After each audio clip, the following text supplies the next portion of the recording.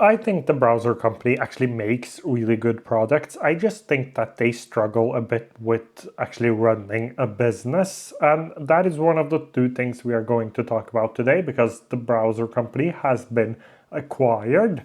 And the second thing we are going to talk about is that one of my favorite, all-time favorite, like productivity type applications. I don't know if I would call it a productivity application, but it is shutting down. So let's actually start with the browser company. So the browser company, if you're new to productivity, new to the channel, which you probably aren't, but I'm going to say it anyways, they made Arc. They decided not to go on with the development of Arc, and they started building Dia. So let's just quickly go over some of the things I've said about them previously, because I've not been a big fan of Arc, especially on Windows. I think it was a terrible experience. I think Arc has been a little overhyped. And the last thing I wanted to mention is that I haven't been the biggest fan of Dia.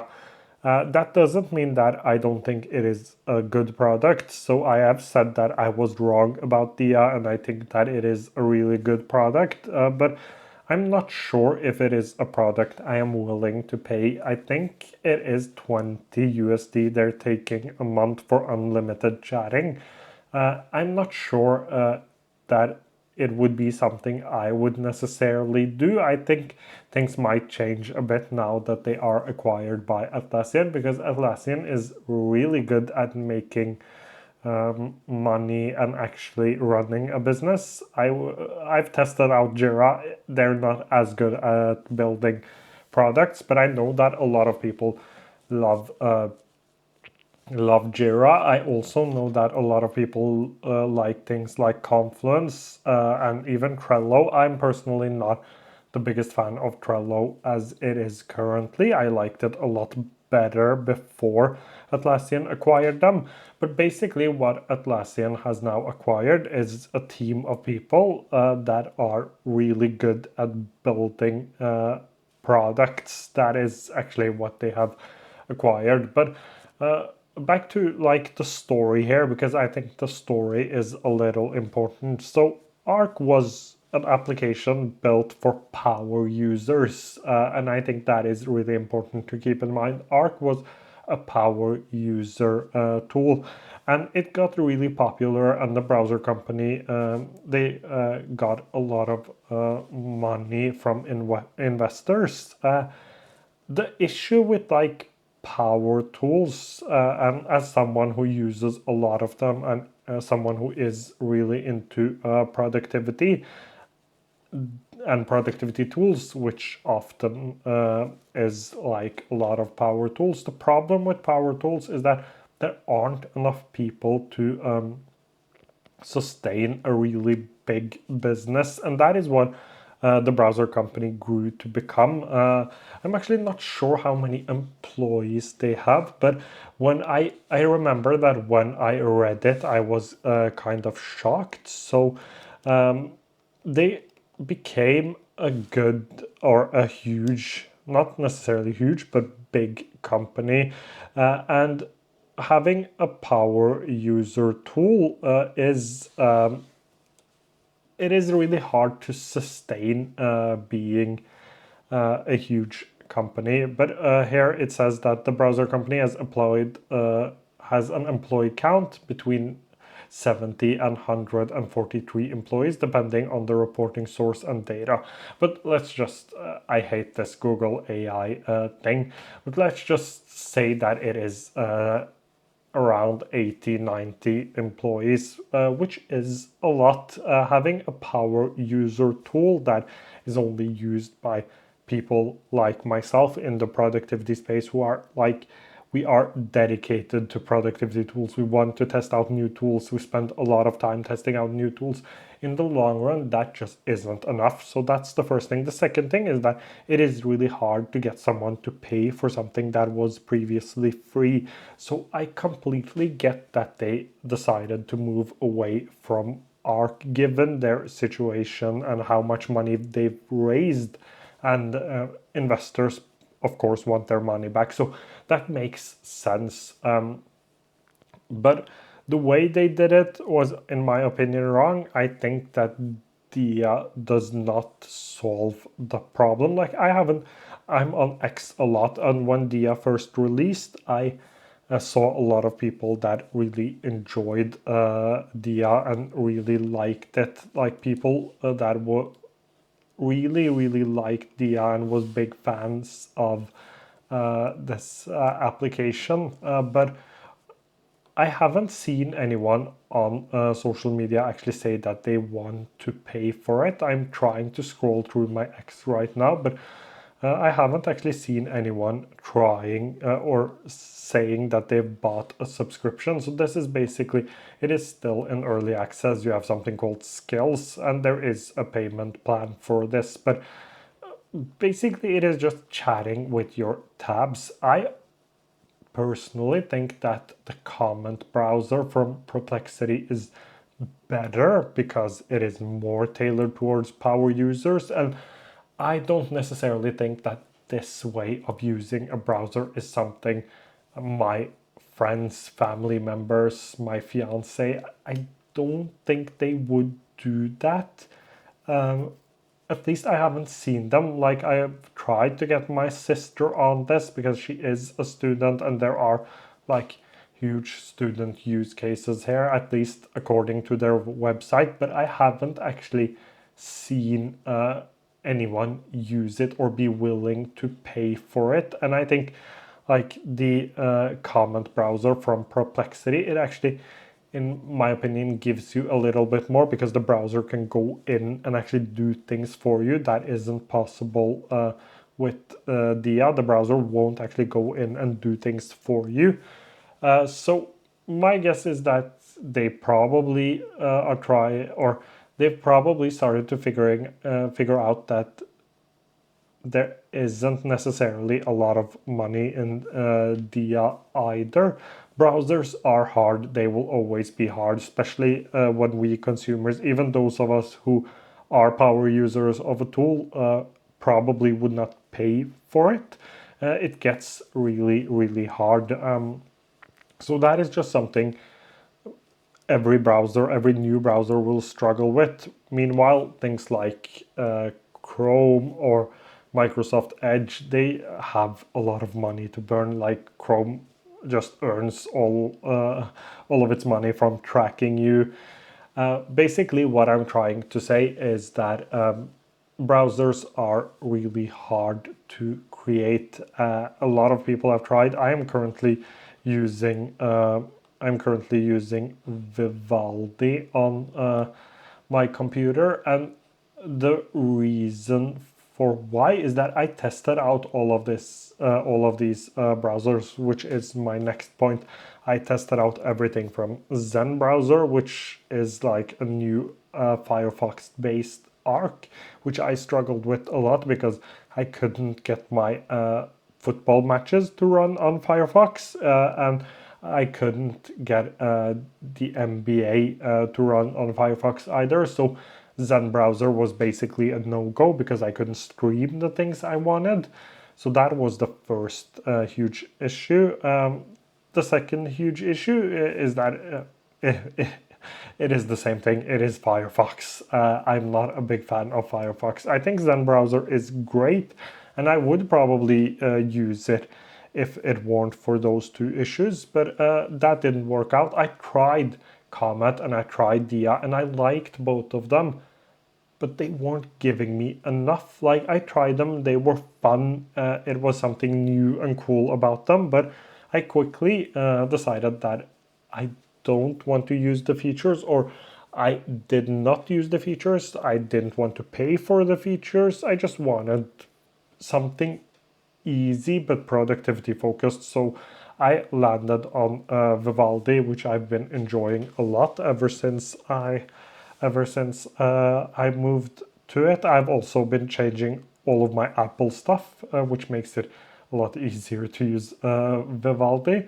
But and that is also why this video here might be a little different. I'm still struggling a bit with this setup. I have tried filming a couple of times. I'm currently on my Lenovo Yoga Book 9, which I'm really happy with, but I'm still trying to figure this out. But my point is that these browsers, these AI browsers, they sound a lot cooler than they actually are. I even tried out Opera once, and I actually really liked Opera. That is one of the browsers I like the most, and I am probably going to do a full-on like browser video at some point. So if you haven't subscribed on YouTube, please do.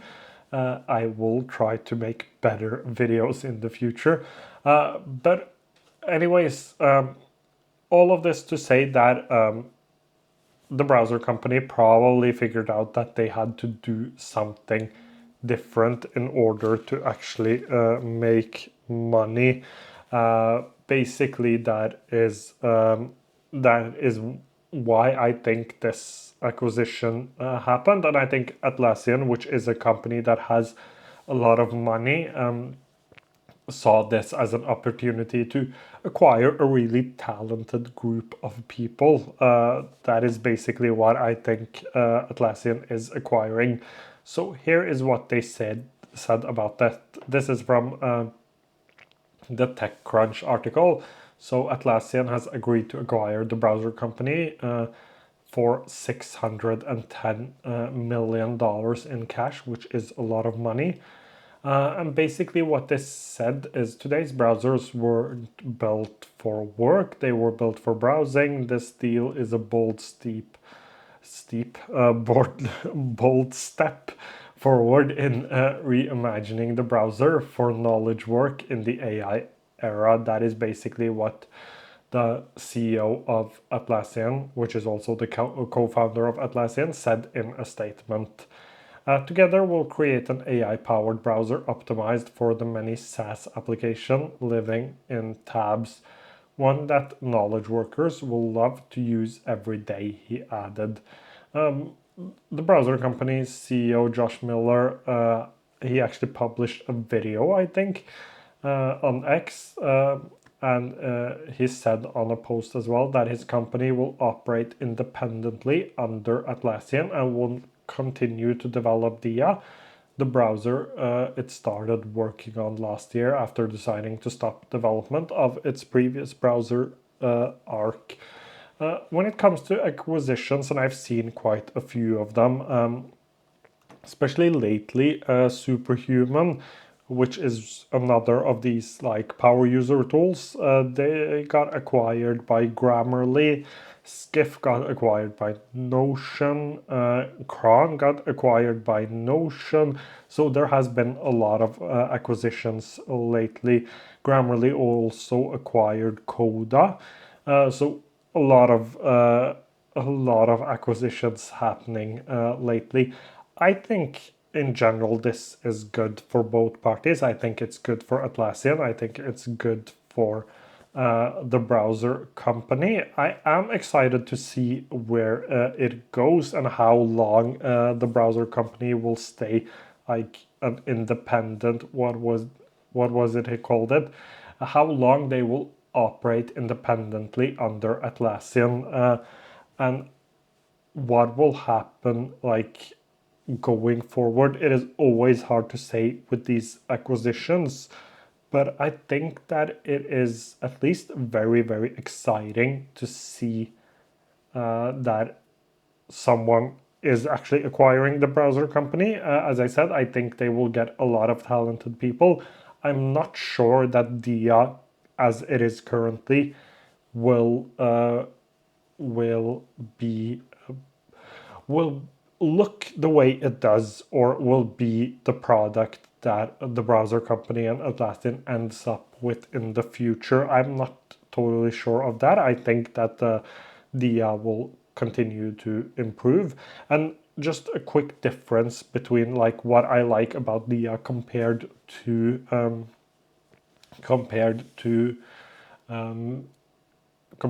Comet, which is Perplexity's browser, is that Dia just looks better.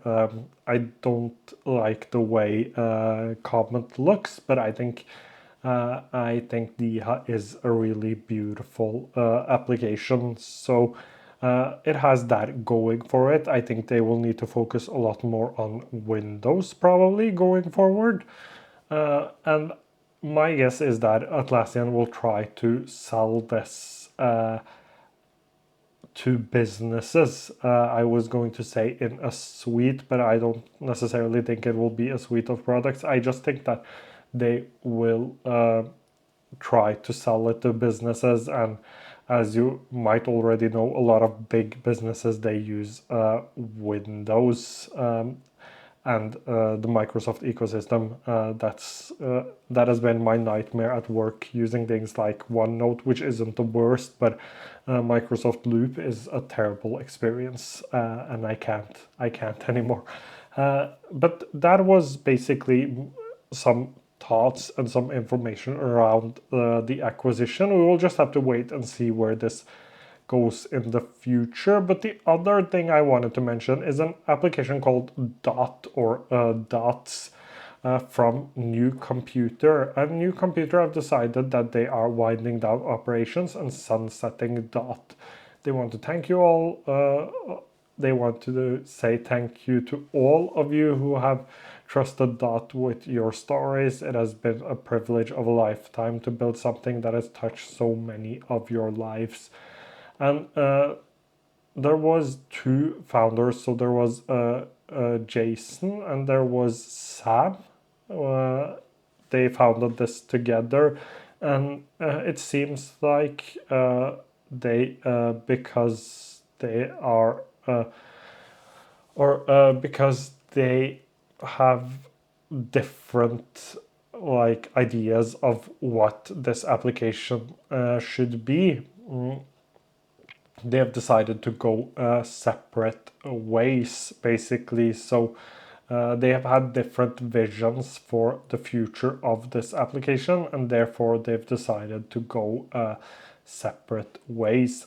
I really loved Dot. I tried it. I talked with it a lot. It was beautifully designed. I had so much fun talking with. I just think that it was so much better than all of the other chatbots on the market. But just a couple of months after I decided to buy the subscription, they decided to build something called Dots instead of Dot.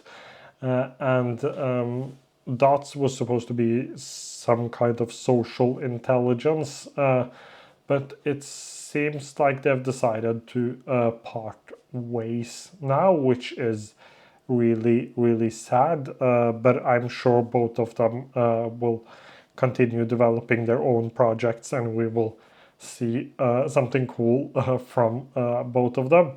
But I just basically wanted to do something or talk a little bit about this because I I really, really liked this application, and I was a big fan of it, and I still am a big fan of it.